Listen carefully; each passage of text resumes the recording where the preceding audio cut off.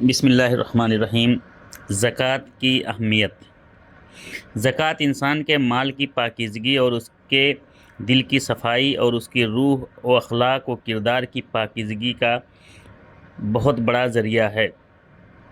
زکوٰۃ کو قرآن مجید میں کہیں کہیں صدقہ کا لفظ بھی استعمال کیا گیا ہے۔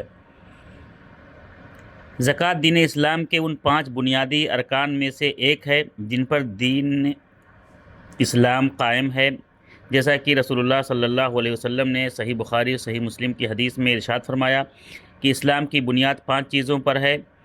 اس بات کی گواہی دینا کہ اللہ کے سوا کوئی معبود برحق نہیں اور محمد صلی اللہ علیہ وسلم اس کے بندے اور رسول ہیں، اور نماز قائم کرنا اور زکوٰۃ ادا کرنا اور رمضان المبارک کے روزے رکھنا، اور اگر استطاعت ہو تو بیت اللہ کا حج کرنا۔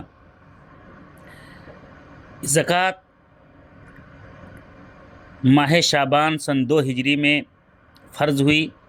قرآن مجید میں تقریباً 82 مقامات پر نماز کے ساتھ زکوٰۃ ادا کرنے کی تاکید آئی ہے۔ زکوٰۃ کا منکر، زکوٰۃ نہ جان بوجھ کر زکوٰۃ کا انکار کرنے والا اسلام سے خارج ہے۔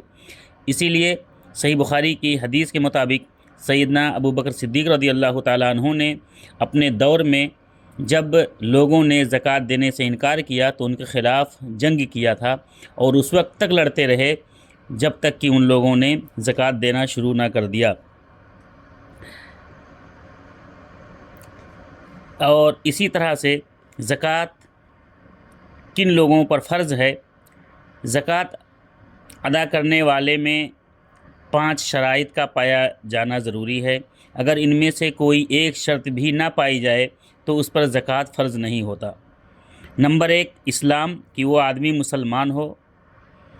نمبر 2 صاحب نصاب ہو، یعنی جو مال اس کے پاس موجود ہے وہ نصاب تک پہنچتا ہو۔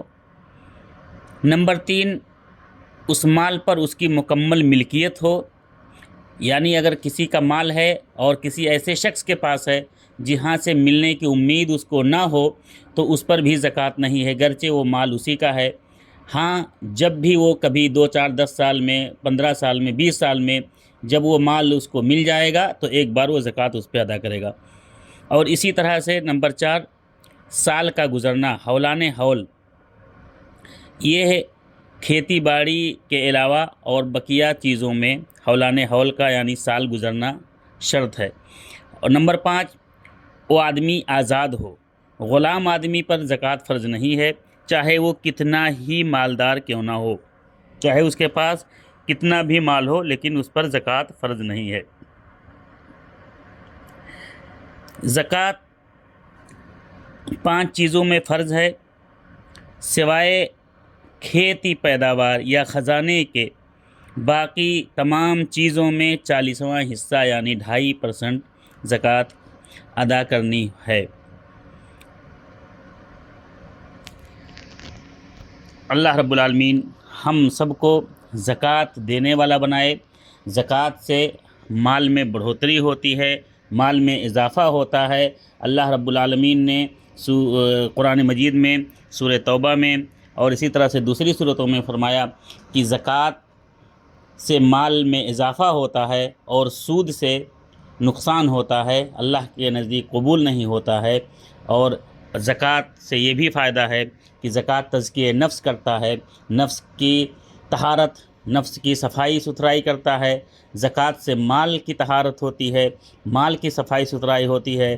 زکوٰۃ سے گناہ مٹتے ہیں، زکوٰۃ سے انسان اللہ رب العالمین سے زیادہ قریب ہوتا ہے۔ زکوٰۃ سے بندوں کی ہمدردی حاصل ہوتی ہے،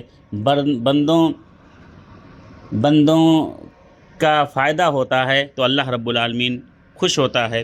اللہ رب العالمین ہمیں زکوٰۃ دینے والا بنائے، اللہ رب العالمین ہمیں اپنی شریعت پر چلنے والا بنائے، آمین۔